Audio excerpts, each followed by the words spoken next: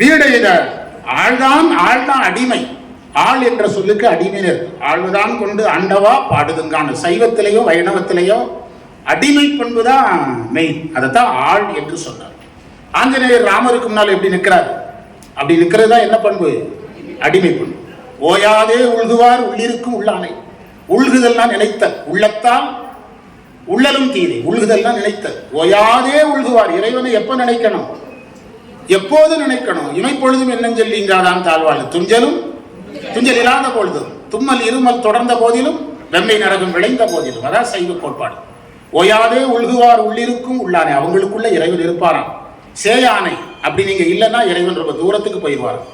சேயான் தமிழ்ல படிப்பீங்க. அண்மை சுட்டு சேய்மை சுட்டு. இறைவன் சேயான் ஆயிடுவானா.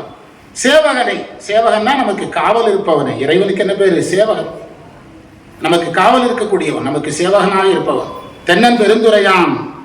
பெருந்துரையான் மேயானைன்னு படிக்கணும். மேயானைன்னு தனியா படிக்க கூடாது.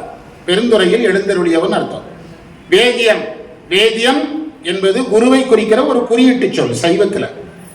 வேதியன் என்ற சொல்லுக்கு மாற்றுபவன். குரு வந்த பிறகு நாம ஒரு மாதிரி இருக்கிறோம், குரு வர்றதுக்கு முன்பு ஒரு மாதிரி இருக்கிறோம். இந்த வேதியன்கிறதுல இருந்து வந்ததுதான் வேதியியல், கெமிஸ்ட்ரி.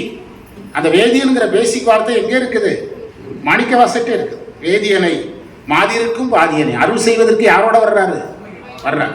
நாயான நம் தம்மை. நம்ம எதற்கு சமம்? நாய்க்கு சமம். இப்பதான் விளக்கம் சொன்னோம். நாய்க்கு வேலை இல்லை, நிக்க நேரம் இல்லை. எல்லாருமே அப்படி சொல்றோம். என்கிட்ட ஒருத்தர் எல்லாருமே பெரும்பாலும் நிறைய